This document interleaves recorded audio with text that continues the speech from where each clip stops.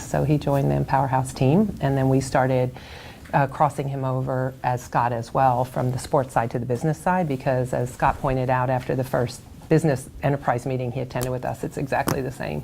Like, it's a different playing field, but the content's the same, the application's the same. And so Dorsey really has enjoyed being on the business side, and it's an asset for us to have someone like that, on the team, and also for us to be balanced with the male energy. I think in this work is helpful when we go out to what would be similar to your clients potentially, where you don't have all women. Not that, again, men don't add a lot in an all-women environment, as we all know, as your mentors do. So anyway, that's the team right now here, and then we have Levens, Dorsey Levens, L-E-V. Played for the Green Bay Packers. Yeah, and also but played I kind for... of have John Dorsey, and I just... Yeah, that's somebody else. No, a different person, Yeah, Dorsey. He's also a Georgia Tech grad, played football at Georgia Tech. Didn't he play for the Giants one year too, right? Yeah, a lot of teams, Eagles, Giants. He bounced around at the end of his career. Yeah, he was really... He did 13 seasons. Yeah, he played longer than is typical in the NFL. As he said, as long as his body would keep being able to fake it in those last few months. And he also is in the Green Bay Packer Hall of Fame, and I think his comment about that is what got him in the Hall of Fame beyond his athletic ability and contributions, which are significant, is his leadership ability. And he actually believes he played 2 or 3 years longer than he probably would have athletically, because coaches were picking him up and they wanted him in the locker room. Yeah. And so he's a leadership guy, and that's what he loves, and so he was very drawn to this work. And when he comes on Monday, he'll tell you his story about, because he has a mental toughness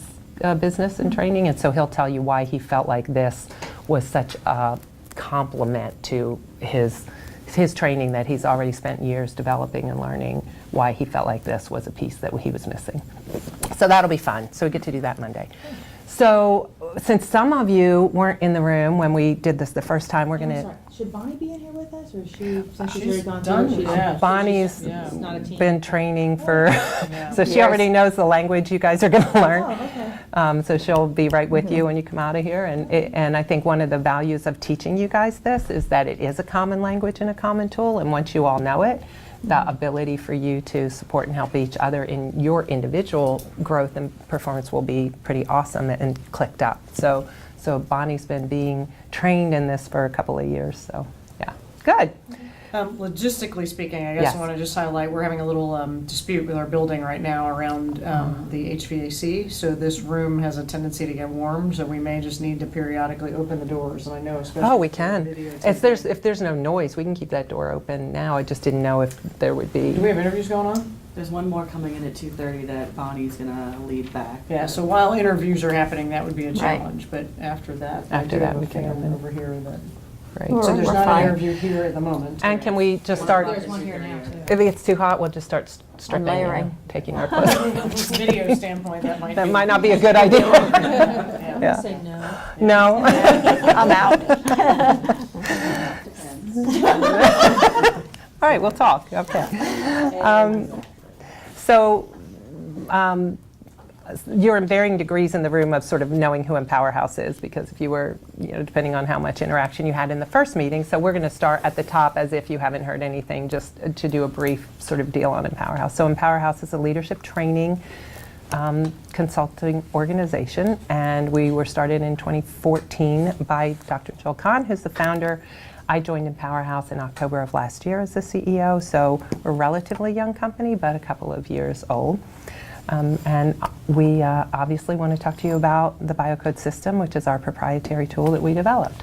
So we're going to start with, again, just a brief introduction of me and Dr. Jill, since we did Scott already, so you guys have some sense of, first of all, what is this body of work and where did it come from? Why is it relevant to you individually for your own development, and potentially, what's the value of it to your clients as well? So we want to hit the landscape of all of that. So I'll start with me, and since most of you know a lot about me, this can be very brief, but I started my career 35 years ago, right in corporate America, and I've spent the whole 35 years there, primarily initially in sales and marketing, and then moving for the bulk of that time into human resource management. Within human resource management, I spent really my strongest years in one of two capacities, in the leadership and OD and talent space and culture, so that side of HR, and then ultimately several roles as the Executive Vice President of HR, so really looking over the entire function. In that capacity, what I saw an enormous amount of is the evolution of leadership and how leadership has changed over time and how the tools honestly have started and how they've grown.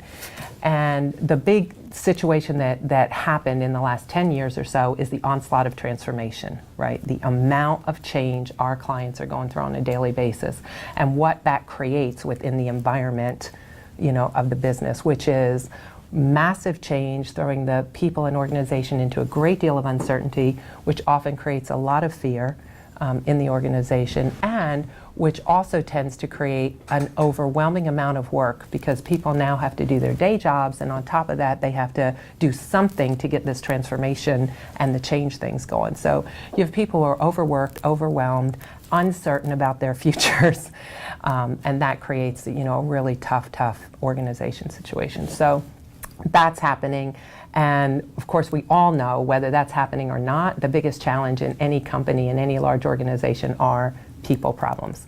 Our ability to interact, particularly when situations are tough or challenging, with people who don't think like us, act like us, talk like us, have a different background or experience than us. So that ability to manage people problems is pervasive in organizations. So we'll talk more about that in a minute. So my context coming into it is sort of through that avenue, and that's the lens I look at things through, and ultimately this body of work steps right into that. So I'm going to pause there and let Jill tell you how she came to be doing this.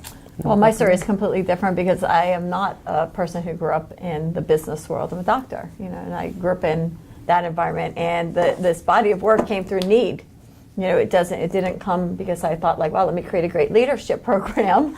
It came from some very, very serious situations that we were faced. And the brief of my story is back in July 4th, Independence Day, 1996. My husband and I just moved into a neighborhood in East Cobb, the same neighborhood we're living in today with 2 little kids at the time. We're grown people. Hopefully you'll meet Julie on Monday. And I was at the pool with my children, and he was playing basketball with some friends, falls down, has a grand mal seizure. They rush him to Northside Hospital, malignant brain tumor, astrocytoma. You got about 5 to 7 years to live no matter what. Well, this hits you 35 years old. It's inoperable. Chemo and radiation wasn't going to solve the problem. It's just going to buy him some time, and then the tumor was going to come back with vengeance and kill him. Well, coming from a very holistic background, taking their advice didn't seem reasonable to me. But what do? You don't really know. Who's faced with a situation like that? So you go home and you freak out for a few days, and then, it dawned on me that we needed to take this into our own hands and figure out how to navigate that. In the process of those 3 years of living in the unknown and figuring out what that next step was, and staying strong and talking to authorities and saying no to authorities, and all the situations that you have to deal with, of dealing with life and death, not just like day-to-day things that throw you off your game. This is big subjects. We created a program, a system, you might say, but it wasn't a program or a system back then. It was clearly my formulas. Well, let's fast forward. So 3 years later, today, he lives to tell the story. Danny is healthy. Y'all can meet him. He's an amazing guy, and he healed his life. So of 3 years of, I'm a healthcare provider. This is what I do for life, is help people, change the world. This is my passion. My story has been the same my whole life. Maybe the audience might have changed. I've done it through patients one-on-one, and through a book, and through speaking tours, and, into the corporate world and so forth. But the theme is always the same. How can I help you to be your best self in those challenging moments? So anyway, I was missing my life. And after 3 years of dedicating full-time, all day, every day, to how do you help somebody live? So of course, you put it out there like, I just need my people. I just need to get my hands back on my people again. And the phone rings immediately, as life has it. And my neighbor called and said, Jill, I know you're not in practice anymore, but please, could you help me? Come over. Well, shortly in, I was getting phone calls, but not from sick people. I was getting phone calls from cancer patients. Because a story like this spreads, and it spreads very quickly. Everybody in our community knew our story because it's unheard of that somebody would take on that level of responsibility, dealing with such challenge. And he could have died, then it was on me. And what's fascinating about that is Emory University tracked Danny's story Oh, yeah. through the whole thing, Yeah, and so they there's- supported it's us all in it, which is documented in a terms miracle, of. a miracle. So essentially, it's articulated. His healing is articulated as Yeah. inexplicable remission. Yeah. So it's a Dr. fascinating. So again, that Oyusiku story at gets Emory, who's the head of neurology, brain surgery, has everything documented. He followed us with MRIs and tracked everything and worked with us throughout. I mean, it's unheard of that Emory would do that. And, every time we would go there for his next update, we would say, like, the tumor would start shrinking. And I'd say, like, how do you explain this? And he goes, some things you just can't explain. But meanwhile, we did a lot of work. It was a lot of blood, sweat, and tears that went into every decision that we made, and what to do, what not to do, when to take a step back, when to reevaluate, when to make a change, what to do to change, and to figure out what that even meant. So anyway, fast forward, I was attracting all these cancer patients, and I'm like, hey, listen, I don't treat cancer. I'm not a cancer doctor. I could tell you how I navigated it. I could tell you how I stayed strong in it, because that's mandatory, because you're dealing with some very strong people and strong situations and a lot of fear, but I don't know how to heal cancer. So the people started getting empowered. They started to accept responsibility for their lives, and shortly in, a patient would say, like, you know what, this has helped me so much. My wife's struggling. She's not sick. She's not a cancer. Do you think this could help her? I don't know, bring her in. And then the kid, and then this person, that person. And it wasn't long that I realized that the formulas at the time that I was sharing and teaching was not about cancer. It was about life. And if we all had these skills, we'd all be better off because of it. Fast forward. So I knew that story, of course, and this was 2012. At this moment in time, and my brother got diagnosed with advanced stage hypergrade sarcoma, which, of course, was the first life problem that I ever met that I had nothing. I had zero, right? Nothing to offer. And so I went and saw Jill, and I was explaining that situation, and I was asking her if she could help my brother. And so she listened to my story, and very shortly into it, she said, I'll help your brother if he needs my help, but I really think I could help you. And I said, I don't need help. Like, I'm healthy, I'm good. And so her answer was, I can see that you would do anything to help your brother, and you want to be strong for him. And if I can be honest with you, you are in no state and condition to help somebody that's facing that. So let me coach you. So I started coaching with her, and literally the third session in, my leadership development brain is starting to fire. And I looked at her and I said, Jill, everybody needs to know what you're teaching. And she looked at me and said, of course. Like, duh. So I said, no, you don't understand what I mean. Like, there has to be a tool, there has to be a process, there has to be a way to teach what you're doing, these formulas, we have to teach that. So that launched us on a 2.5-year journey, spending nights and weekends of me just pulling these formulas out of her head, and of us working to organize them into a tool and into a system. So that took quite some time. Jill formed the Empower House group. She went and got a marketing, branding company to help her brand this in the leadership space. And in that 2.5 years, I also did crash course training for Jill on what is leadership development, what are the tools and processes, how do they work, what are people using in the leadership space, and being a learner and a student the way she is, she took all of that in. And I do remember a point in time at which she, we were describing 360s, and mostly we were describing all the instrumentation and all the diagnostics, the Myers-Briggs and all the tools that are out there. And I remember her looking at me and saying, well, so that's brilliant, all those diagnostics, but where's the treatment? Like, what do people do with that information? I'm like, well, it's just good information so they know more about themselves and other people. So that sort of started us on, wow, there is a missing piece to leadership. That's when I looked at her and I said, you can't diagnose all these people and give them all this information and send them back to their desk. There has to be a treatment. So I said, well, I'm going to tell you something. Your leadership development needs some development. And that's when we set out to say that this is 100% about what you do with all that valuable information, because it is very valuable, but it's all actionable. It's the practice of implementing everything that you already knew anyway, probably, into your day-to-day life. It's the do muscle. It's an exercise and a discipline. So that's where this body of work came from. So in the leadership development arena, I'm speaking to a bunch of leadership development experts, right? The landscape of leadership development is very wide, and there's everything from what I call the job description of a leader. You have to have a vision, you have to have a strategy, you have to build an effective team, you have to set good goals, you have to manage performance effectively. There's the job description of a leader. There's a whole set of competencies and skills that you want to learn as a leader. right? So there's great tools out there. And we don't compete in those areas. We build from those tools that are out there. So the one thing we do is narrow and extraordinarily deep, which is when stress pushes against you, when the environment you're in is greater than the people, how do you meet that environment from a position of strength?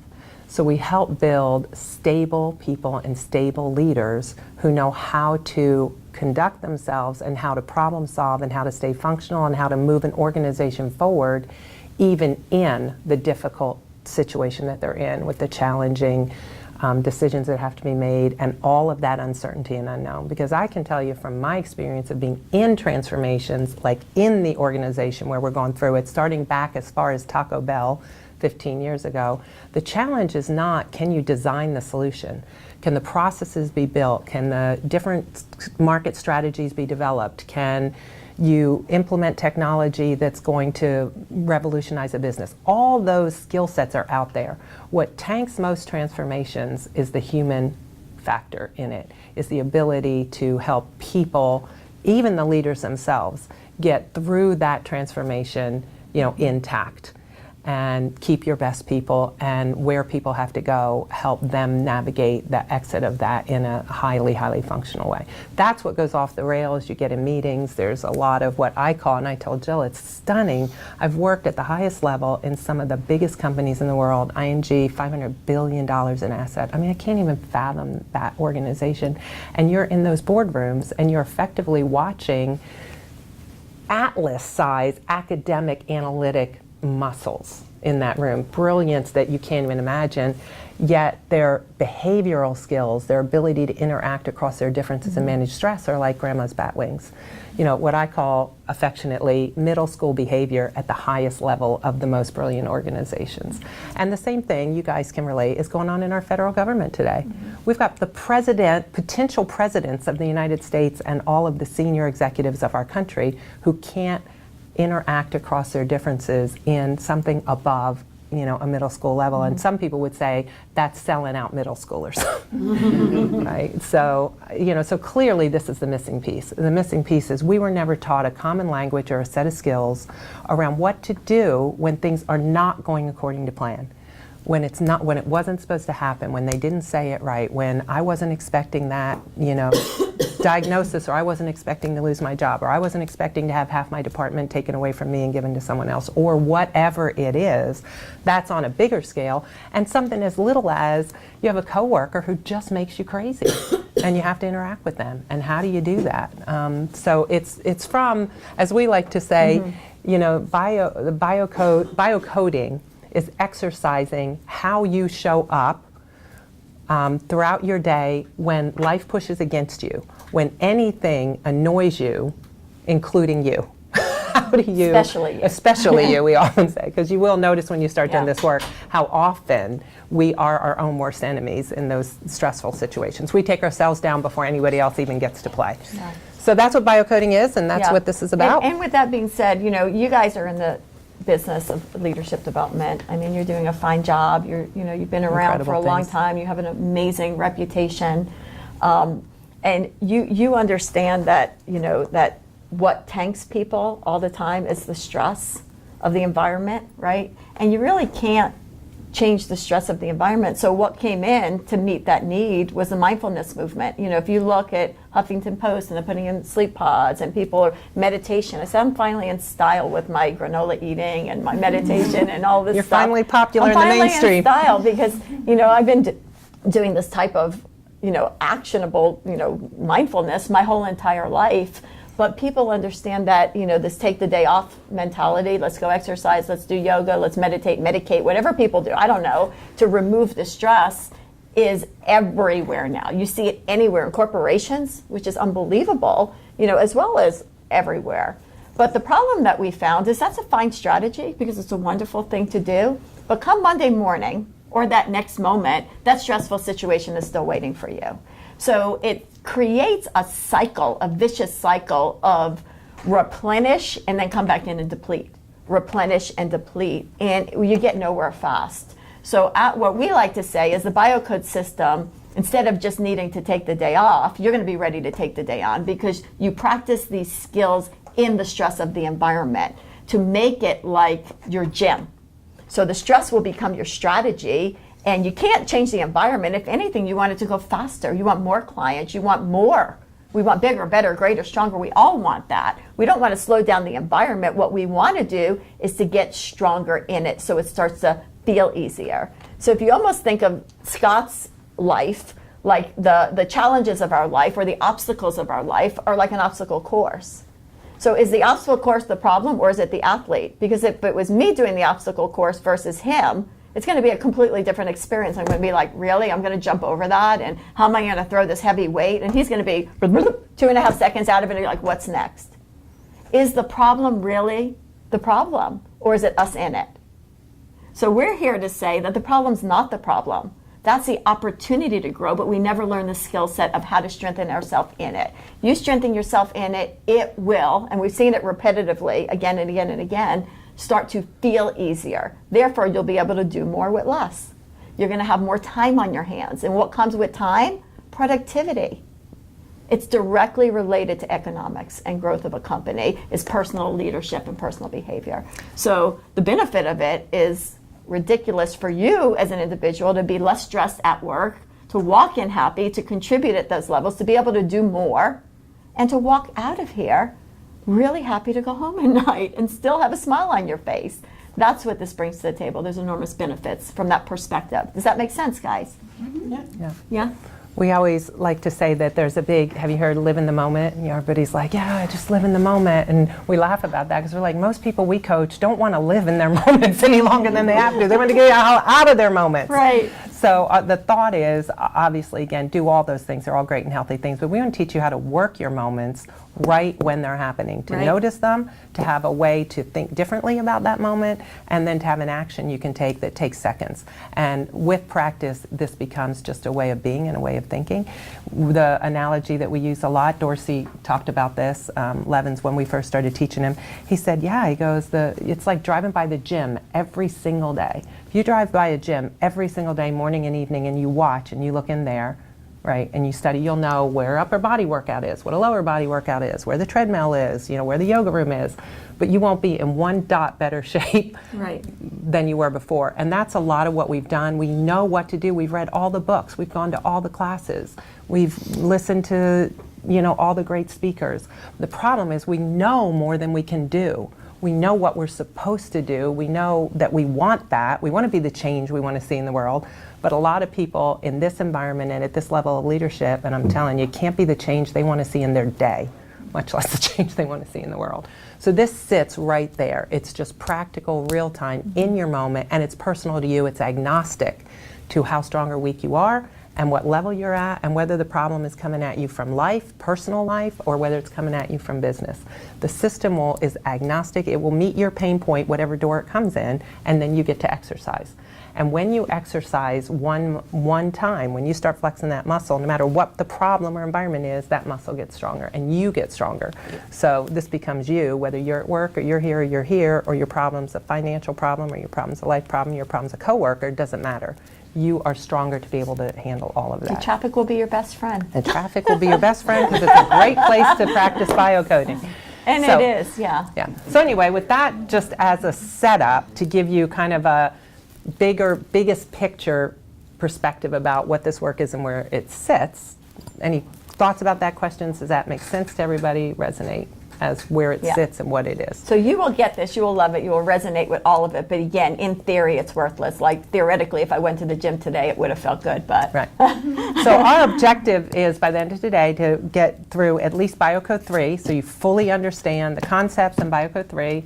Monday we'll do, but we'll see where we get to today. Monday we'll do 4 and 5, and then we'll have time where we're just going to start playing with it. We're going to start practicing. We're going to start using real situations, and you're going to throw it at us. And we tested this system. It took 2.5 years to build it. We tested it a lot with friends and family and anybody. Then I took it into Assurant, and we piloted it with 34 executives. So we have a lot of data, a lot of different people, and we haven't found a BioCode 6 yet. And that's a lot of people that we have been through. So if you guys find a biocode 6, you'll let us know. But we think it's pretty airtight in that all the situations that you're going to throw at us and everything we're going to talk about is going to come in one of these biocodes, and then you're going to know what to do with it from there. So that's our agenda today. Today is going to be a fair amount of like teaching you, pushing stuff at you. But obviously, that being said, anything that doesn't make sense or anything that you want to, get clarity on or that you want an example of, can be very conversational, so we're not shutting down conversation at all, but we have to get you to even know what this is before we can start getting into how would you apply this. Good? Why do you call them biocodes? Well, that's an interesting story. Well, Yeah. bio, if you took biology, means what? Life. Life codes. And that's what this is. It's the codes for life. And these are really the biocode system. I mean, if you look at this, a whole program. And This where is it it. really came from is I started using the term human operating system a lot with Jill, because I'm like, I'm in HR and I guarantee you, and you guys are all in, the human performance field. And I'm telling you, there's an awful lot of HR people who do not understand the human operating Right. system. We're going at systems and tools and ways to develop human potential using systems that look a lot like business systems or technology systems. And we all know human beings are far more complex than that. We all know that, take an example, the brilliant stuff you guys use. Look at the Herman Brain Dominance tool. Look at the Hogan tool. Look at these tools. They're scientifically unimpeachable, right? They're really, really well researched and well done. But when you get in a meeting and when it's off the rails because something's happening where someone's triggered or whatever's going on, you're not going to really get out those tools and start seeing who's a D and who's an S and who's this and who's that, and then you're going to work your way through problems. In that moment of stress, those tools, right? Those tools are not going to, in the heat of when life is pushing against you or when you're up against a stressful situation, you need super practical, easy to remember. You need to have built habits, and you need to know right then, watching what's happening, how you can take that information in and shift right, move left, take 2 steps forward, take 1 step back, right? So this is more, those tools, a lot of those tools are, again, when you are in a calm and relaxed and good personal development moment and you want to learn more about yourself and you want to understand things, that's great. Those are valuable tools. But when you're in the human operating system, which is all of us working together with all of our different complex emotions and all of our histories and all of our backgrounds, and we were not given a common language. I was homeschooled. I learned what to do when things don't go according to plan from my parents. And my mother's strategy was, you want to cry? I'll give you something to cry about. That's what I learned. Like, pick it up, quit your bitching, and get it done, right? That was the strategy I learned from my mother. Well, that's not always a good strategy, right? I call it guns up. And I used that strategy for a good many years in business, right? It's like, if you're coming at me, I'm coming at you faster, and I got you, so just do what I'm telling. It's a guns up strategy. The best defense is a good offense. But in reality, does that work? No, it really doesn't work. And then other people's strategies are, I'm out of here, right? The door is closed, you can't reach them, I'm gone, I'm not accessible. Is that a good strategy? It's not a good strategy either. But we're all homeschooled. We weren't given like a functional way to think about what we can all do when we hit that moment. And there's great training out there. There's crucial conversations and negotiation skills, and there's brilliant tools out there. And they work as long as everybody's calm and stable and we're all sort of working. But when you're off the rails or a group is off the rails, it's really hard to know what to do in that moment. So you'll see more and understand more as we get into it. It'll make more sense to you when we get to examples, like how quick this is. And what most of the leaders we work with love is this is anonymous, meaning nobody has to change but you.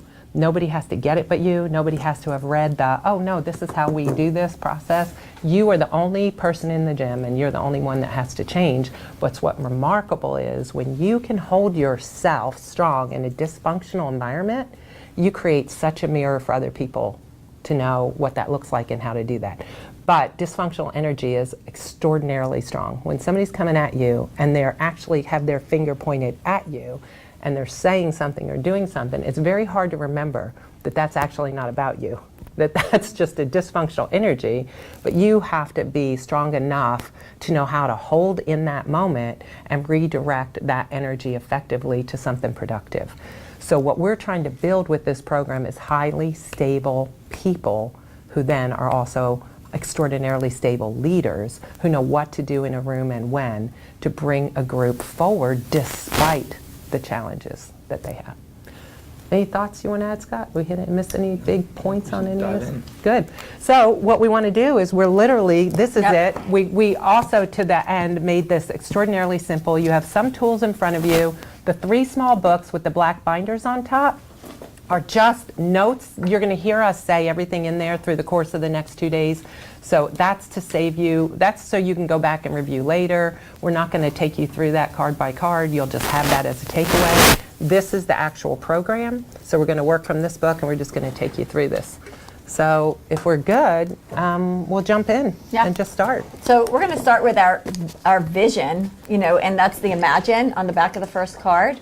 And try to take this to heart. Imagine being so empowered you could get through a single day without anyone driving you crazy. Would that be an asset? Having the resilience and strength to navigate challenging situations. So when life comes at you, instead of needing to take the day off, you'll be ready to take the day on. This is the skill set. It's an exercise program. It's a practice. So remember, it's going to be a lot of trying it and trying it again. Biocoding is something we aspire to keep getting better at. It's not a place of arrival.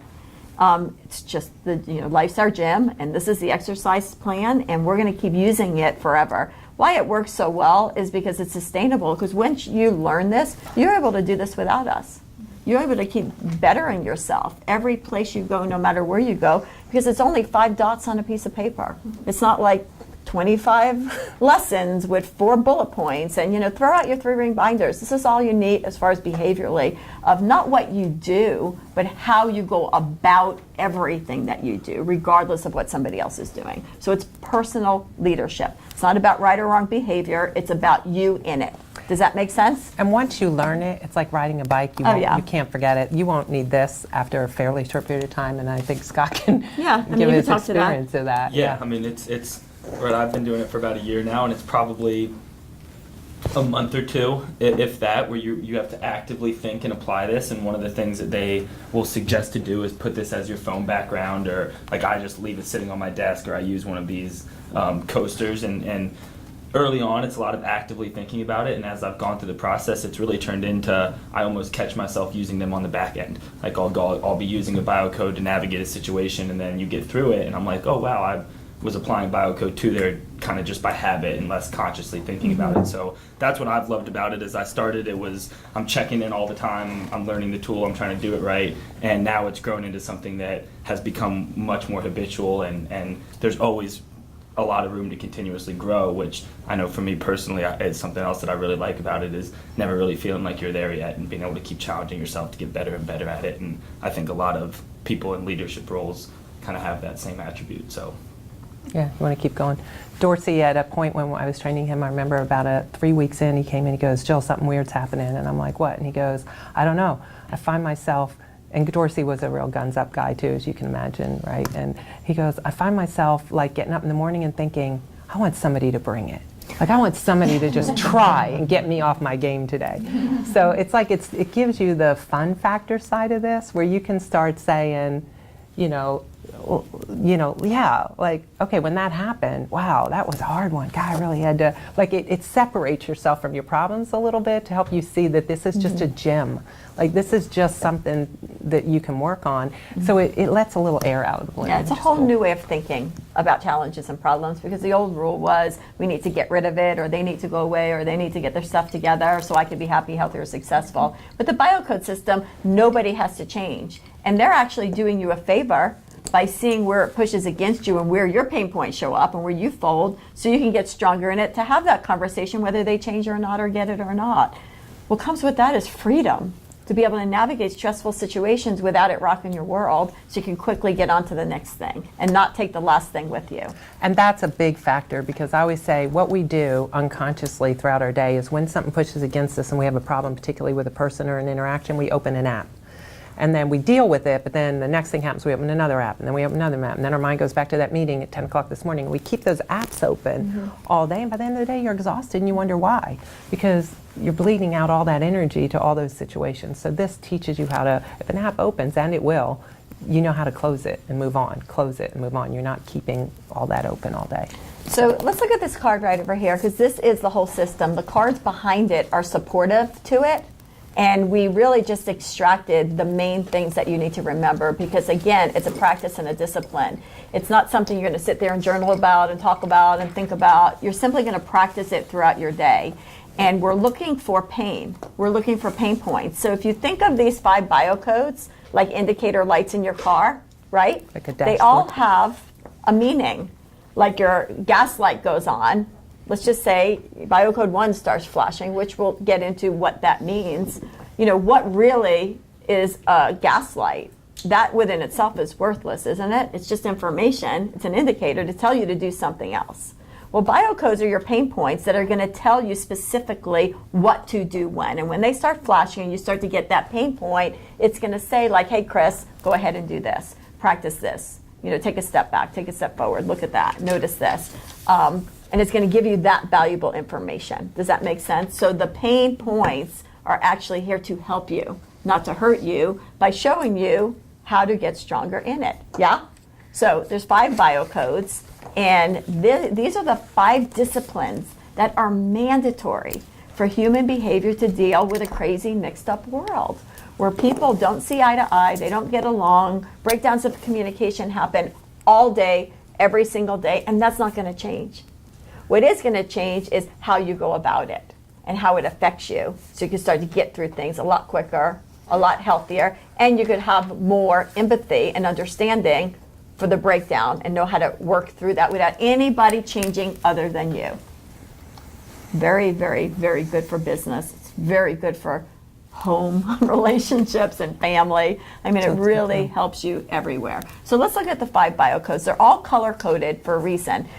If you see, like, there's several different ways of understanding it. Like, there's a color, there's a symbol, there's a number, there's a couple of names. The reason why we made it this way is because everybody learns differently. Like, when I think of the biocodes, I think of them in numbers primarily and colors, because I'm very, very visual. But somebody else will say, like, the talk code or the walk code. It's saying the same exact thing, but you will see it through the eyes of how you'll remember it best yourself.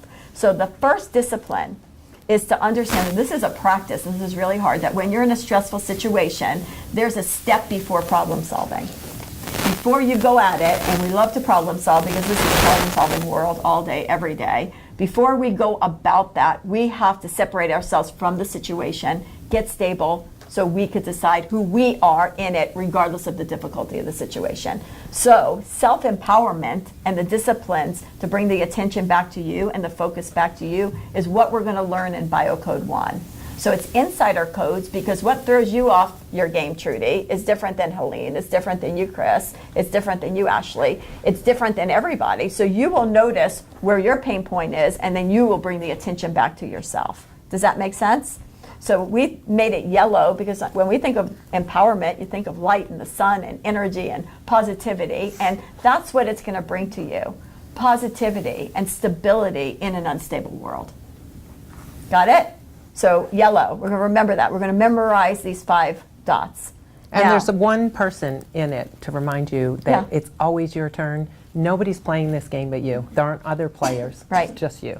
One person in the circle. So if you say, well, why do I have to change? Because you're the one in the program. You know, if they want to do this, they sign up for the program. And actually even more clearly, because you're the one in your life.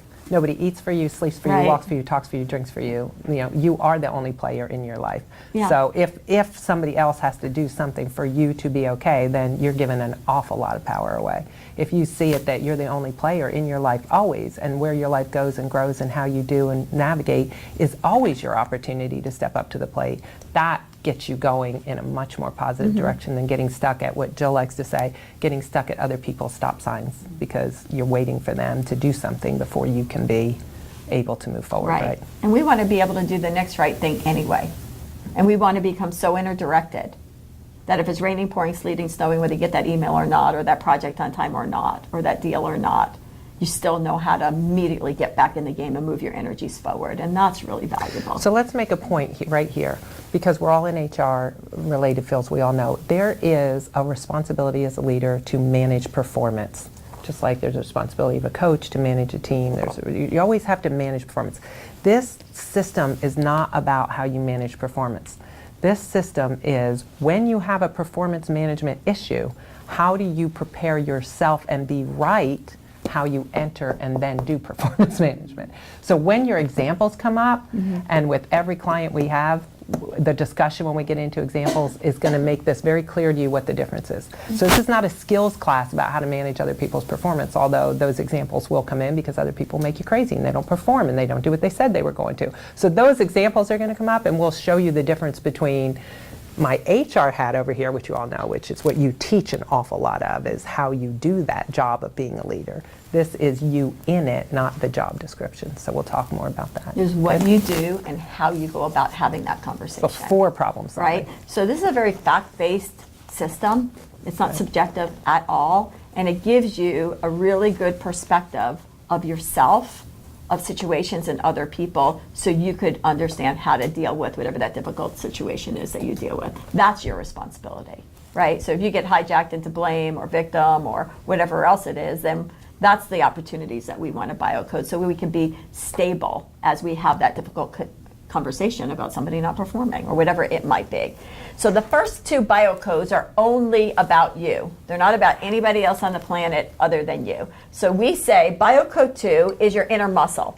It's like you came to the world with your muscles on the outside. Well, we also have our inner muscles, and we call them our emotional muscles. And depending upon what you get exposed to, some of those muscles could get rock solid.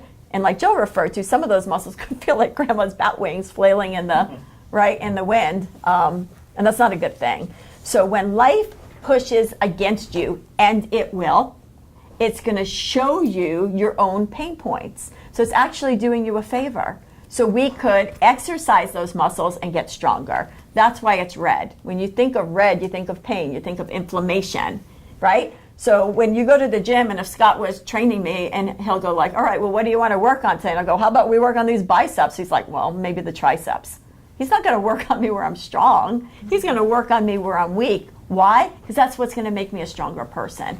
The same thing goes for biocoding. We're going to strengthen from where you're weak behaviorally, not where you already got this. If you already got it, you got it. We don't need to work on that. Does that make sense? And there's one important thing this is a new way of thinking and acting. So in every one of these situations, we're going to give you a new way of thinking, and then we're going to give you a new way of acting. So part of the new way of thinking about this is we know how to use pain as information to help us grow in every area of our life. When we have stomach pains, we don't get mad at our stomach. We go, oh, I need to eat. When you have a fever, you don't get mad at yourself. You say, I better take something because I might have an infection. When you want to get in shape, you go to a gym, and what do? You create resistance, right? And is that painful? Yeah, but your mindset around the pain when you're in a gym is, oh, it feels so good, right? Or as people like to say, it hurts so good. Not in the moment, but you know it's there to help you. You know that pain is going to make you stronger. So we know how to apply that concept that pain is here to help you grow in its information in every area of our life except behaviorally. When something behaviorally is off the rails, we just want them to freaking get it and to stop, and we want to go away. Like, we don't want to look at what our pain points might be here to show us about how we can get stronger. Right. And if it hurts you, it is about you. Because if you had a bruise on your arm, but not on that arm, and I came up to you and went like, hey, how's it going? Stop it. Why did you do that? Did it hurt because I touched you, or did it hurt because you had that bruise? Because if I did it to that other arm, you would be like, oh, hey, Jill, what's up? Right? Again, when life pushes against us, I don't care who's pushing or why they're pushing. It's showing you your inner bruises. It's showing you your inner weakness. And the good news about that is BioCode 2 is going to teach you how to strengthen that. As that gets stronger, then those feelings of people touching you, pushing you, triggering you, pushing your buttons, you don't even feel it. Like the other day, I was having a conversation with my daughter, and we were outside, and you will meet her. She's the kindest person on the planet. She said something. She goes, oh, I'm so sorry. I didn't mean to say that. Did that hurt your feelings? I go, Julia, I think I'm stress resistant now. Like, nothing affects me. And she didn't even say anything, obviously. But the point being is, you become stress resistant. You just know how to handle it from a place of stability. BioCode 2 builds that inner strength to help you to go about anything that comes your way that way. It starts to feel different, okay? So, yeah. Yeah, I was going to say, as we do this, if there's examples or you can think of, throw them in there, because I think And this is examples just help. high level, yeah. The most clear thing to me when you hear this, and because it does seem so obvious, like if you're, I don't care if it's football, basketball, hockey, lacrosse, like when we go in to watch film, you play Saturday, you go in to watch film Sunday. We care any team in the world, the first thing we do is watch goals against. Right, you don't go in there and you watch your highlights from the game before. You watch every time we got scored on. Let's break down exactly how it happened, and then let's figure that out and grow from there. And the amazing thing is, even if in one film session you correct every single mistake you made, they're still going to score 10 goals the next game. And then you're going to have 10 new problems that you got to grow to work on. But that's where, again, in sports or in anything else, it seems so obvious. Like you figure out your mistakes, you grow from there, and you build from there. And just grasping that concept and starting to look at your behaviors in your everyday life like that is really an amazing thing. And like I said, for me, what's so exciting about it is just that chance to like wake up every day and feel like, okay, I've got a chance to get better today. Like something's going to throw me off. I'm going to recognize what threw me off, and I'm going to get better at it. And that's in sports has always been a driver, and business has always been a driver. And I think when you just take that and apply it to your personal life, it's amazing how empowering it really does become, and almost addicting. You wake up excited to try to figure out the challenges of that day and grow from them. Why don't you go ahead and go over like high level Biocode 3 and why it's the gray color, Scott? Yeah, so Biocode 3, the self-regulation, the timing code, and this one is all about emotions. And this is another one that is very common for me in sports, and I start to giggle because the reason she probably told me to do it is because I used to scream at refs all the time, and players or whoever else, right? In sports, you get really emotional. That's not fair. And so, on its highest level, Biocode 3 is just understanding the timing of when to talk, when to walk, recognizing when your emotions are elevated and when you're in a stable place, and then only interacting with your problems with yourself, with other people, when you're at an emotionally stable state. Neutral, and that's why the color is neutral, because we only problem solve in the neutral. And the funny part of the story that Scott didn't share with you was he was trying to prove to me why it was okay that To he yell should at refs. yell at this ref, because clearly what they did was not fair and it wasn't right. And I go, I don't know if that's the best way to go about it. He goes, what do you mean? I go, well, if you have any ideas and suggestions for him, maybe you could take him to lunch or something. And with that, he almost lost, and he goes, I get it. Like, that's probably not the most effective way of going about it. Because at the end game, what we're playing here is stay functional, because the more Right. functional you are, the faster you problem solve, the faster you get the result you're trying to get. And it's a result-based world. So if screaming at somebody just because it's justified, because they did something that justified it, it's just an adult temper tantrum, simply because it's really not going to solve the problem any faster or make them listen to you anymore. If you really wanted to help refs get better, Jill's point was, if he's an expert at lacrosse, and lacrosse refs in the South really don't understand very well what they're doing, he could help them a lot more off the field, not in game time, and say, hey, Exactly. let me show you some things. So that's sort of the point she was And trying we to make. never offer suggestions Suggestion. when When- the energy is heated, ever. It's Have you- a cardinal rule, no problem Have you ever solving. noticed when somebody's emotionally upset and you say to them, just calm down? What's the Yeah, reaction? that's not.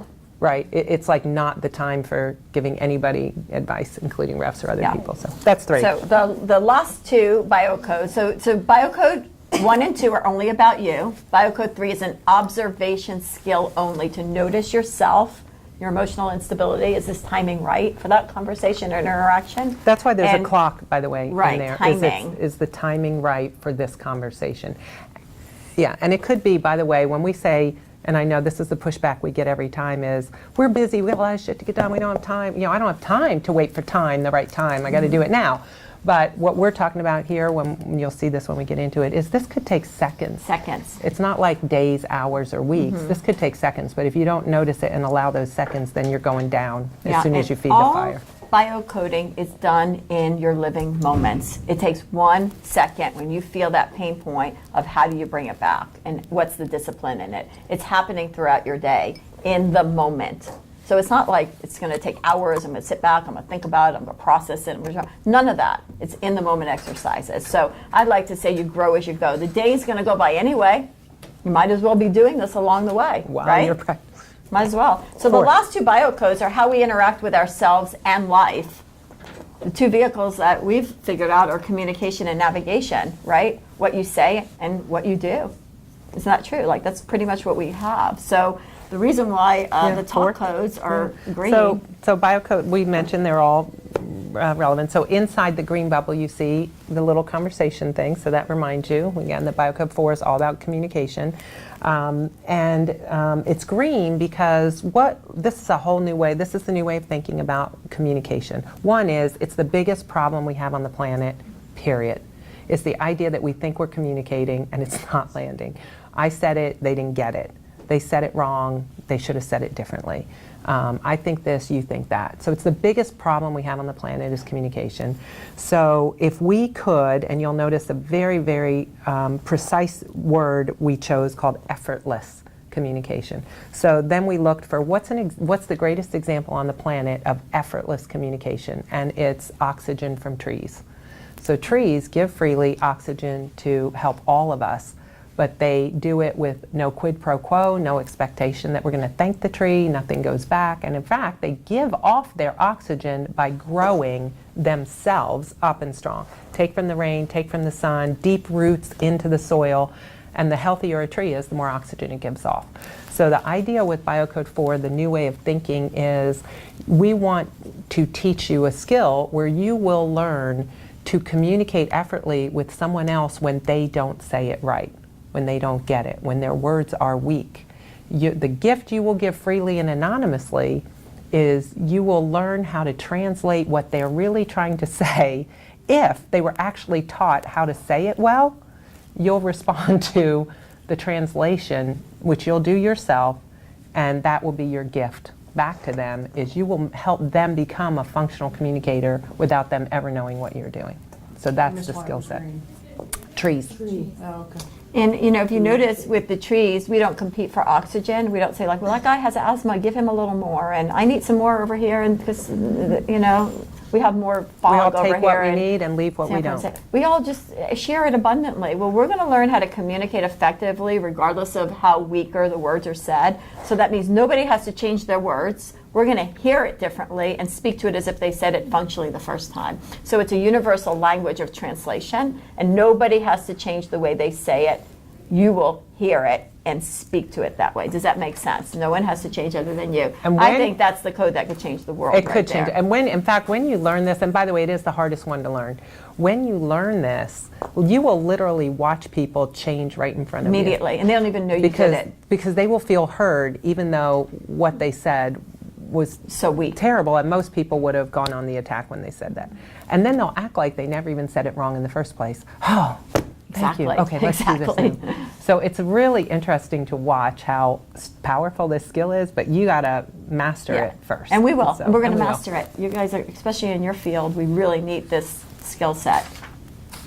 Okay. The very last code, Scott, you want to take it? Self-navigation? Sure. Biocode 5, the wall codes, which is self-navigation. Now that's a compass. My guess is it's blue because of water. Is Yes. that right? There you go. And this is just, for me at least, the biggest piece of this code is just falling in love with the unknown and having the ability to, when you run into an obstacle, like I always think of a river. If you got a river flowing, you drop a big rock in the middle of it, the river doesn't just keep banging into the rock for all these years, it just goes around it and goes on to the next. And having that ability to kind of find a new path when obstacles come up in your way, how to navigate those challenges, that's what Biocode 5 is all about. Does that make sense? Yeah. So when you think about the ocean, right, you can't change the environment. I come from Miami, and I might have told some of you the story already, but, my parents, when we were younger, they used to book what they call hurricane cruises. And the reason why they booked these hurricane cruises is because the cruise directors and the captains knew how to navigate the storm. So they would buy a discounted cruise to go to Mexico, and the hurricane comes, that they know how to redirect the ship to Jamaica, and they get an extra week out at sea. And This you is know a how true many story. people cancel their cruise tickets when there's a hurricane? Well- So then the cruise lines are stuck with these big empty boats, so they offer really discounted cruises. So go ahead. Welcome to my brain right now. So So the point being yeah, the is point, that's a great story. you can't change the environment. So if you were a rowboat in that environment, and the environment, if you were equal to your environment, you wouldn't have a problem in Miami if the ocean was calm.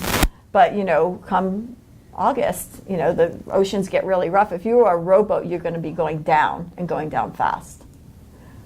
You can't change the environment, but you could build a bigger boat. The speedboat in that environment feels different. The yacht in that environment feels different. The cruise ship doesn't have a problem with that environment. It doesn't even touch it. We're not going to change your environment. We're going to build a bigger you so it starts to feel different so you can navigate whatever comes your way effortlessly like the cruise ship does. We can't stop the storms, but we could really work it pretty flawlessly. And another great metaphor that we use for Biocode 5, because it helps people, is somehow we have an expectation that we can control things. I call this the change by choice and change by force model. We think somehow life's all about change by choice, and if we just set up all these systems around ourselves, we've protected ourselves from something going off the rails that we don't want to happen, right? Even if we don't consciously do that, all of us do that all the time. I wrote it 50 times, I sent it here. Like, we build all these systems, which are all great, you know, like in an airplane, all the 5 fail-safe systems to make sure something doesn't go wrong. But the truth of it is, change by force is coming in your life, whether you want it to or you don't, and you can't control it, and it is going to happen. But if you learn to think of that differently, like a GPS that says your life is programmed for success, because how could it not be? We're all born to grow, to be bigger, better, greater, stronger, just like the acorn is. Throw an acorn in the sand, it becomes a sequoia, because that's what it does. And we do too. We grow too. Bigger, better, greater, stronger. That's what life is all about. And if you understood that your GPS is already set for you to have a great life, but it's going to go 4 miles straight, exit here, and then you're going to miss the exit and you're going to go straight. What's the GPS do? Recalculating, it's going to give you another direction to go. And when you really get off course and you do something really stupid, what's it going to say? Make a legal U-turn, go back, go a different way. So you learn to look at change by force even as just a GPS redirecting you, rather than saying it's a rejection, I lost my job. You can see it as a redirection. That's not where you're meant to be now. For you to grow, you need to look to the next thing that you're supposed to do. So it's very valuable. And this is honestly the first place I used this at Assurant, is I went in and used this tool to work with all of our leaders that were leading transformations. So you got to get this concept of change by choice and change by force on the table, and you got to give people a new way of thinking about the change. One, which is the leadership team doesn't hold all the answers. We haven't figured out all the answers and we're just not telling you. We're all in the unknown together. Each day we're going to get new information and the answer is going to emerge. As soon as we know answers, we'll share them, but we don't have them yet. And you got to get comfortable in the unknown as the leadership team, and how you talk to your people around, you are in the unknown. It is change by force on people, because we are going to make decisions that they don't get to vote in, but how do we help people understand that we're still moving directionally in a place that's better than where we are? Otherwise we wouldn't be going through this change. So there's a great end purpose, and when somebody is affected in a tough way about a change, then they have the personal skills to say, okay, how do they pivot and redirect their life, and how do we help them do that, and how do we give them the tools to help them move forward? So that's an example. Somewhere I think a really powerful example of this, and I actually hate giving it, is I look at this most recent Super Bowl. And you're up 28-3, and you go in the locker room at halftime, and you only have, I guess when they have these concerts, they probably have 30 minutes, but typically you've got 15 minutes in there at halftime. And I think that what makes Tom Brady and Bill Belichick so special is they probably didn't spend more than, if any, 2 minutes thinking about what happened in the first half, and their ability to just accept the circumstances that came at them, right? I mean, those coaches spend 2 weeks, they literally script out every single play of a half in a game. Here's what's going to happen on every single play. And then they go out there and none of that happens. And instead of going in the locker room and saying, why did this go wrong and this go wrong in our game plan, they accept the circumstances, adjust, and decide on a new game plan in the second half. And unfortunately, more times than not for them, that game plan seems to work, and they come back and they win the game. And I really think the secret to that isn't because Brady's some magic guy. It's just that he has the ability to accept the circumstances that come at him and quickly retrain his focus forward to the next one. And I think that's what leads to all these game-winning drives and magical moments, is because he can handle the adversity that put him in that situation to have that great moment. So that's really where I use it. We call it rapid rebound and focus forward. And if you could teach children that skill, like, when something happens, it's not a rejection, it's just a redirection. It's just an opportunity for you to rebound from that, grow stronger, and move in the direction you're supposed to go. And listen to your GPS, because no single GPS puts you on the road and says, drive 2,000 miles straight ahead and then you'll get where you're going. Nothing. Life is not that way. Never happens that way, because there's other players. Other cars get to drive on the road with you, and construction crews get to shut down the road. And in life, you don't get to make all the choices. So it just teaches you to accept the reality of situations and not get stuck on what shouldn't have happened and why. Good? So let's look at this. Now, a lot of this we already went over, believe it or not. So these are the rules to the game. So we're going to breeze through this so you understand the concept, the playing field of what we're going over. So let's see if you understand this. So who are the players? I am. That's it, right? It doesn't say your mother, father, teacher, preacher. It doesn't say your neighbor. It doesn't All say your your staff, your coworker, husband, your children. right? No, you're the So player. this program is all about you. It's solo work. You're the only one in the gym. No one has to change other than you. And most of the work is done anonymously in the process of learning. We do this for two reasons. Number one, you don't want anyone babysitting you and telling you, oh, go biocode yourself. You know, it's like, do you ever go on a, you ever go on a diet and you tell like someone Somebody in your you're house, dieting? like you're going to diet, and they go, do you really want to eat that? Like then they start babysitting you. You want to do this because you want to do it, not because someone's watching you. Number two reason you want to do it anonymously is because you have the ability to help others without needing any credit for that. That means if a conversation is coming in a very weak form, and I have an opportunity to make it better, I don't need the credit for it. I'm going to just do it anyway. And that's like giving charity anonymously. It's such a powerful way of contributing to life without needing any recognition from it. That's the sign of a strong leader. So we want to do this anonymously simply because we want to be this person. So let's get into where's the gym? Where's the Who wants to gym? answer that? Where's the gym? I believe it would be our everyday life. Nailed That's it. good. Nailed it. Good answer, Chris. Scored! Gold Good star. answer, Chris.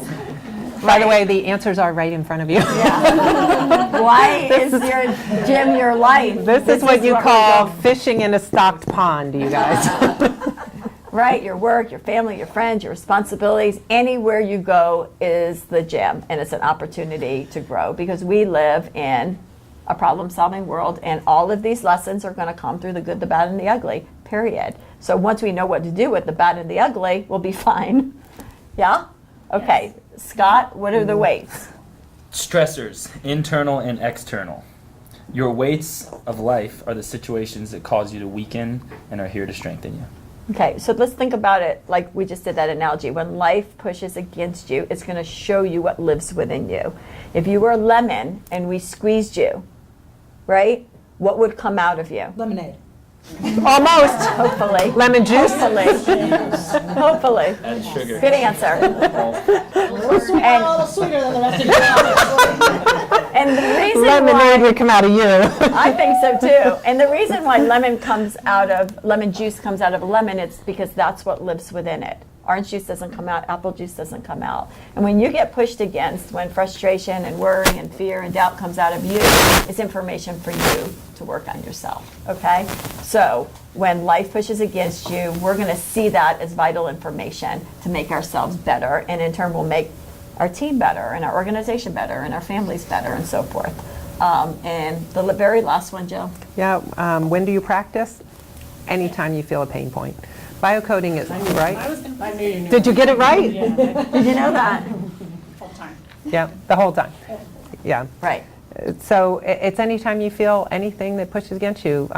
Every moment in your life, if you stop and think about, only feels one of two ways. It feels good or it doesn't feel good. It feels good or it doesn't feel good. So you're looking for it doesn't feel good. And that can be it doesn't feel good a little bit, or that can be it doesn't feel good a lot. Doesn't matter. Any one of those moments that don't feel good is your opportunity to practice biocoding in that second. And so you'll see what we mean by that and how that works. But it is the practical application of live in the moment. That's exactly what we're trying to teach. So. You know, interesting enough, it's like, I was involved in some really big subjects, life and death situations. But what I found over the years is that's not the stuff that trips people up. It's the everyday stuff. It's the annoyances. It's the roll of the eyes. It's like, what's wrong with people? It's why don't you get it? It's almost like that people accept that environment as normal. All of these pinpoints and stings throughout the day. Like, really? Are you kidding me? Why'd they say that? Why'd they do that? Oh, one more time, I have to tell you the same thing 50,000 times. That's the stuff that's tripping up most people, and it's in epidemic proportions. That's worse than the big stuff, because the big stuff, everybody rallies, we'll go, let's start prayer groups, let's get the best doctors, and we got this. But the everyday stuff, we don't really have a lot of skill sets for that. And even in fact, the everyday environment in corporate America today that's escalated, right, with the pace of change and the overwhelm, Yeah. people even think that's normal now. People like, it's almost, we're numbed out to it, but it's like, well, that's just the way it is, just the way it is. But what we would say is, no, it actually isn't just the way it is, and it's not the way it was meant to be. But you got to get stronger than that get environment. used to it. Right, because otherwise you're just sucking it up all day and you're dragging yourself home at the end of the day and you're giving what's left to your family, and you get through the end of your weekend and then you start bucking up mentally to go back in on Monday morning. That's not how life was meant to be lived. It really isn't. You're here. You guys could all be growing hydroponic vegetables in Oregon somewhere, living or in an ashram. You have that choice to live where there's peace and harmony and you don't have to interact with all that. But you didn't choose that. You chose to be here. You chose to build an incredible company that helps develop women leaders in this state. You chose to grow and develop yourself. Like, this isn't a volunteer game. This didn't get imposed on you. So because we choose that, it has to be there to be enjoyable, right? To express our talents, to make a difference. So that's why we want to turn the stressor environment into more fun, frankly, so that it doesn't take you down. So this next card, if you look at this, and this is a whole nother way of thinking as well, we all have seen the programs about, play your strengths and, strength finders and all those things. Well, this game is about catching weakness, because we grow from where we fold, right? So there's 3 opportunities to catch a weakness. There's, you're about to go into a meeting and that pain in the butt person is there, the person that stings you every single time, they hijack the meeting, they get things off course. It's annoying, but you know that going into it, so your awareness is, before I even get into that conversation, I'm going to hold my own, I'm going to stay in my power. So I have awareness that I'm about to deal with a difficult situation, right? That's what we call the before. Then the during is you're smack in the middle of an experience, totally not biocoding, and your awareness comes in like, this is 100% I got hijacked, and it comes right in the middle. That's an opportunity to catch a pain point. And then there's the after, which I like to call the after dinner prayer, which I believe that my husband's family should have invented, because most people pray before they eat and they say, thank you, God, for all this beautiful food. I'm so grateful for all this. Well, what they do is they commit to a diet. They sit down at the table, they eat anything that they want and everything that they shouldn't have, and they say, oh God, why did I just eat that? Oh God, why did I just say that? Oh God, why did I just do that? Oh God, why did I let that bother me? Why did I get hooked in and hijacked? That's the after. All 3 of these times are opportunities to grow. We're not trying to be perfect, we're trying to practice. That means if you catch something before, phenomenal. If you catch something in the middle of a conversation and you biocode then, wonderful. If you catch something after, that's fine. It doesn't even matter, because biocoding is always about trying to learn better for the next time. It's never about getting it right. And there's always an action affiliated with it, which is why at Assurant, when I started having these 15 high potential leaders go through this program, and it was anonymous. We didn't tell anybody they were doing it. It was 100% voluntary. We paid for it out of the HR budget and said, we just want to pilot this. Well, what started happening is people would come up to me in the hallway and they'd be like, is Chris Watkins in Dr. Jill Kahn's program? And I'd be like, why are you asking? And he'd be like, because this person, both were in the program, but they didn't know. He would say, I can watch him in a meeting. I can literally see him biocoding in the meeting. So it's just, there's always an action associated to it. And so when people are biocoding, you'll notice that they're doing it. Yeah. Something that I think is really important with this, especially when you're first starting early on, and it's still this way for me, even a year in, is one of the things that Dr. Jill has stressed for me was you grow from praise and having that ability to reward yourself if you catch a moment in anywhere in this scale. Like when you're first starting, my first few weeks, it was always the after. I wasn't catching myself in moments. I was yelling at the ref, and then after I was saying like, oh God, there we go again, right? So I think something that I did that helped me to really continue to apply this into my life all the time was every time I catch it, you pat yourself on the back. Like, nice. All right, that's a point. I'm a competitive guy, so I like making it a competition with myself. But You're gonna love that. Here it is for you. Seems to help. Just give yourself a point for that. it's true. But put this. I feel much more aware already. Yeah. Good job. Put the scoreboard Take them up, through though. take them through the card. Well, you know, when you catch it after, and that's usually where it starts. All of a sudden, that awareness scale, you're becoming more aware, and that after kind of moves to during, and then it kind of moves to before, and that's a process that takes a couple weeks of applying this. So I just wanted to stop and just make sure I put that in there, that I do think it's really important to reward yourself and to commend yourself just for having the awareness of catching those pain points. I think that's kind of like step one to this game for me, was just having the ability to recognize when life's pushing against me, or however you want to say it. Go ahead. You can take And them then, through well, the the card. other thing I was going to mention is because of change by force, there's no way. The game here isn't to always get to before, because with change by force, it's going to whack you out of nowhere. Yeah. You're not going to have had an opportunity for a before. It's just going to come, and you're not going to know it's coming. So you're never going to. There's never a scoreboard ultimately of where you are on here. It's to Scott's point. It's that you're in the game at all. It's that you have the awareness at any point in time. That's the scoreboard right there. You know, when you think of problem solving academically, you go up the ladder this way. You go to first grade and you learn those skill sets, and then you pass, and you go to second grade, you go all the way up. You can become a doctor, lawyer, Indian chief, whatever you want, right? And it's all about problem solving, right? You go there, they throw you some problems, and you got to figure it out. If you haven't noticed behaviorally, in any given day, it's not a set of problems that you master and then you go to another one. A day looks like this. Go to You wake this. up in the Go to morning and this. you go like, wow, it's going to be a really, really great day. And within 5.5 seconds, you go, wait, where are my keys? Who took my keys? Oh, never mind, I'm sitting on them. You know, okay, good. I'm back in the game again. Like, oh, they took my car. There's no gas in my car, and I'm going to be late for the meeting. How am I going to do that? And then you go like, okay, I'll figure it out, and I'll neutralize. A day goes like this, and it fluctuates. Just like judo. When you're biocoding, sometimes it's predictable, it comes at you. Sometimes it comes from the side. Sometimes it's a 50-pound weight from behind you. You didn't expect it. No two moments are created equally. You want to take each moment as it comes, as its own, try to practice it, and then get on to the next moment and see what comes your way. So you can't do it good and then do it bad. I was on it, then I'm off it. You're going to be on it and off it. You're going to get it and not get it. It's going to be harder. It's going to be easier. You just want to see each moment individually. Try your best at it, say good for me, and then carry on to the next moment, regardless of what happened in that moment. And each time you'll get a little stronger and a little stronger. And what happens if you look at this card that goes like this, right? This is like the red line and the green line are two different ways you can go through a day, right? So if you notice the red line, how many points of that line fall below the red line? A lot. So that's a person who knows nothing about biocoding, which means the exact same day for that person is going to be a really painful day. The person who is the green line, exact same day, same events happen, only 4 of those points are going to drop below the line for that person, because they're going to have built the skills to where the types of, it's going to take more things coming at them to throw them off their game. So the game we're playing is you don't change the day, you don't change the environment, you don't change what's going to happen to you, but we could have an identical day, and Scott could go through the identical day and who's been trained, and then some other person who has no awareness and no training is going to go through the exact same day. He's going to have a way better day.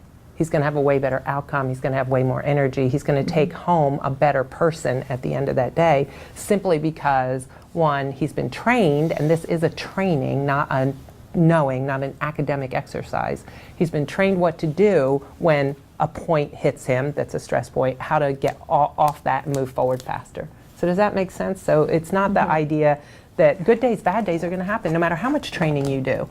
Next Friday could be a great day, Thursday could be an awful day. You don't know what's coming. So the idea is just that you are stronger to meet whatever comes in a more effective, efficient way, and in a stronger way from the inside out, being an inner directed person in life as opposed to an outer corrected person in life where other people are telling you what to do and what to say and how to do it. Make sense? So let's jump. What happens if you're one of those individuals who in times of stress does their best work? And Well, then you have good behavior, and it doesn't matter. That's right. You don't need to biocode If you're a person, yeah, and You're some good people to are. go. If you're a person that thrives on challenge and you're at your best when Nothing something's wrong with coming in, anxiety, by the way, is just excitement taken one step too far. right? So yeah, some people have a it's only about pain capacity. points. Yeah, so for you, I perform well under stress. Somebody Theoretically. here might- stress is Stress can be really good. so what do you think For about, saying, Jim. what do you think about being yeah, That's funny. what do you think about being a professional athlete? Right? I say this to leadership groups all the time in companies. How would you like your performance review to be given in front of thousands of people screaming at you while you do your job all day? Oh, and by the way, they're going to videotape you, and then all the business broadcasters after it's over are going to go on and they're going to talk about, hey, Ashley, do you know when you went into that meeting and that thing? And they're going to pick your performance apart. I mean, talk about performing under pressure, right? Right? So we want to act like that might be true. Like, what if somebody were doing that? What if somebody were following you around? Like, how could you be stress resistant to turn that stress in? We say turn stress into a strategy, and it changes the whole game. If you can turn the stressors in your day into a strategy to grow, and you get that quick and resilient at how to move through those things, you're taking not only your leadership to a higher level in how you help yourself and others, but you're taking your life to a much higher level, because then it overflows to your family, your friends, and everybody else. So let's finish up this card, and then maybe we could take a 5-minute break from Yeah, and then them we'll if you do- guys need a break, and then we'll come back and we're going to run through all 5 biocodes in more detail. If we could get through them, obviously, that'd be awesome. Yeah. So let's just look at this, because it's such a different way. Instead of living in the moment, like we said, people I know are not aspiring to live in their moments. I'm running late, and I just missed the carpool for my kid, and there's a flat tire, and the cat got out. And these are not moments that people are aspiring to live in. We need to learn how to work these moments. So very different than academic intelligence. Academic intelligence, you play your strengths, right? If you're good at numbers, be a mathematician. If you're good with people, get into your business. You should play your strengths, but behaviorally, look at that. Play your weakness. We grow from where we're weak, not where we're strong, right? Who would have ever told you in a leadership training program, set your goals low? Set your goals low. Why do we need a low goal? Because moments change, and they change fast, and these are in the moment exercises where you're going to get hit, you're going to try it, and you got to get on to the next moment very quick. It has to be a low, quick, in the moment goal where you can just do it, try it, and get on, and not take that with you, right? So we have to set our goals very low. Academic intelligence, we got to set it really high. Do you see there's already like a contrast to academic versus behaviorally? The reason why we got tripped up in life so much is because we used academic rules for behavioral growth. So just don't worry about it. Just take the high road. Just be strong. Who could just be anything? Like, nobody could do that. It's not really meeting life where it's at. And on paper, those are good ideals and so forth. But in a real life, nobody's able to uphold that. Nobody is. Be the best version of yourself. I don't even know what that means to a real person. Have you seen me? Be one with yourself. The last person, when I'm under stress, I want to be one with is me. You see what I mean? We need strategies in real life moments with real life people when we're getting hit like that. When the meeting gets canceled and you just prepared for 6 weeks and you're like, you got to be kidding me. Like, what do you do then?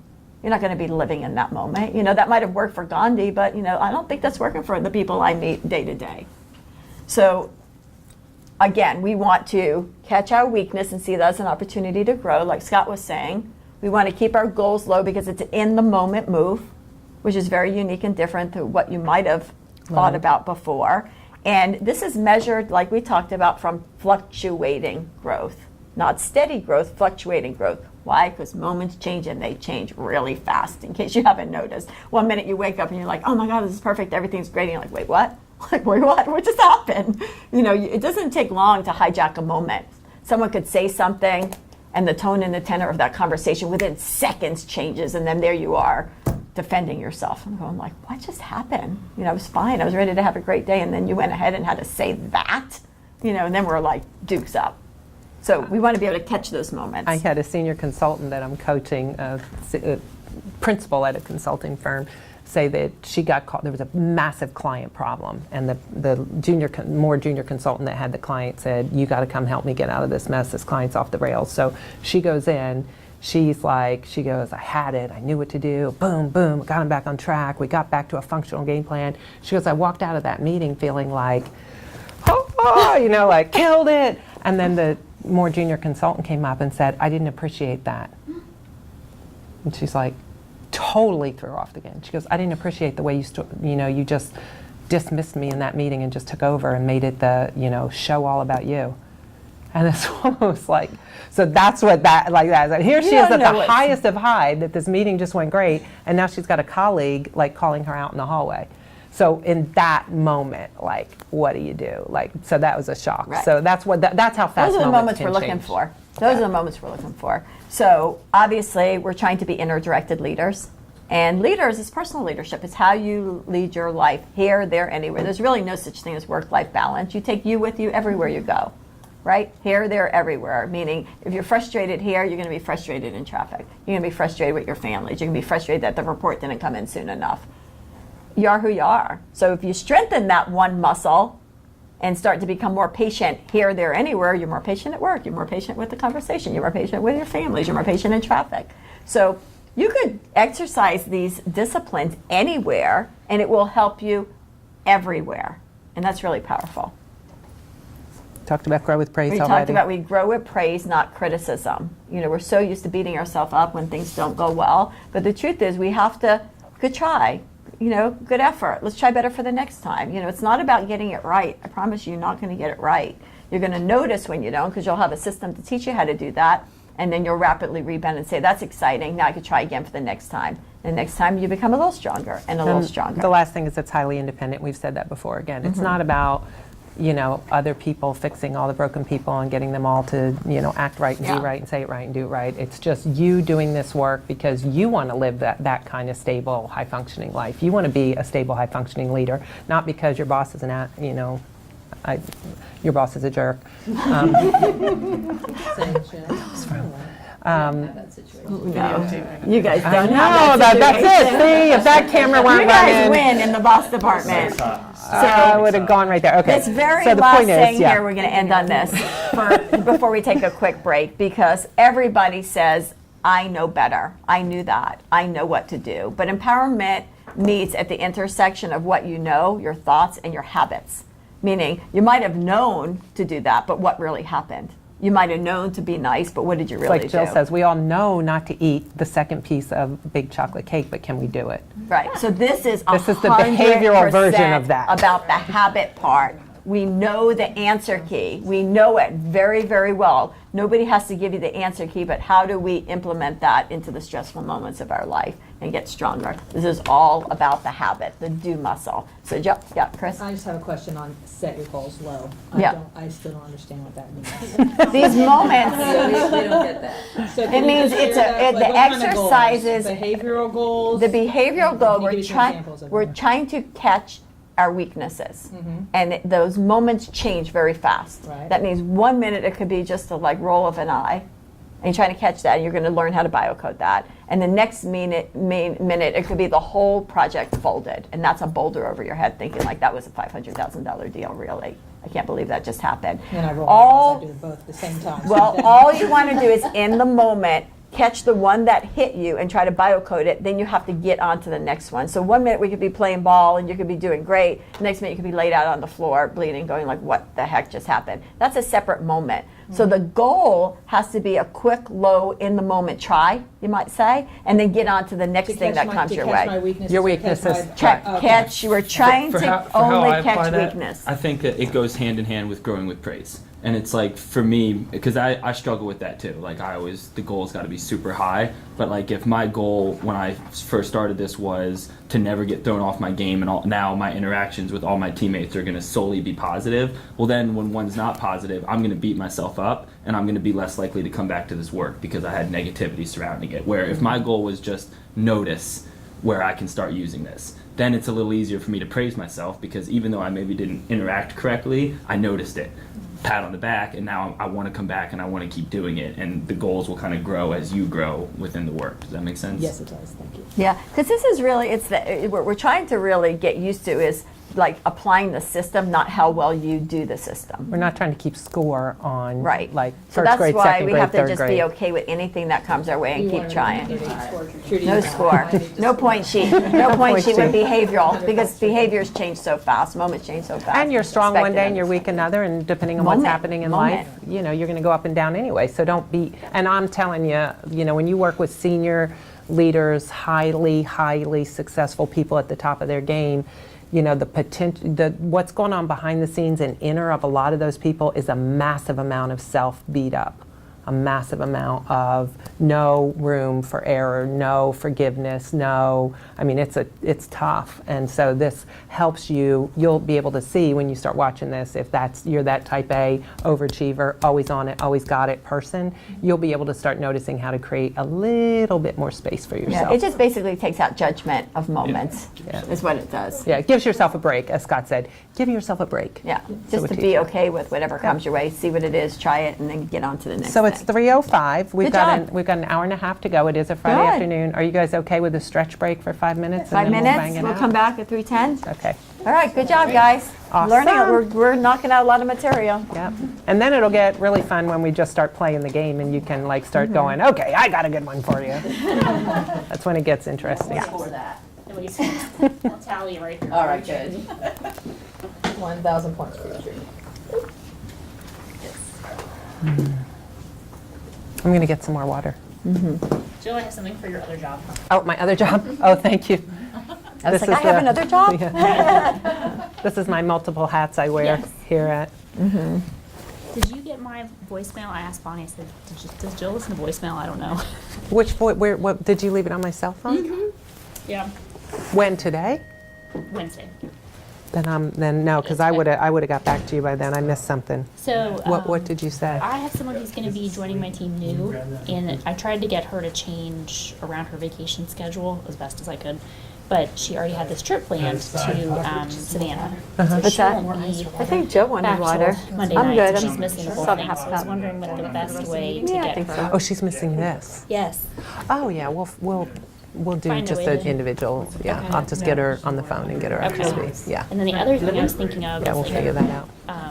My mentor Meredith, she left Cash and she has had a lot going on with her health.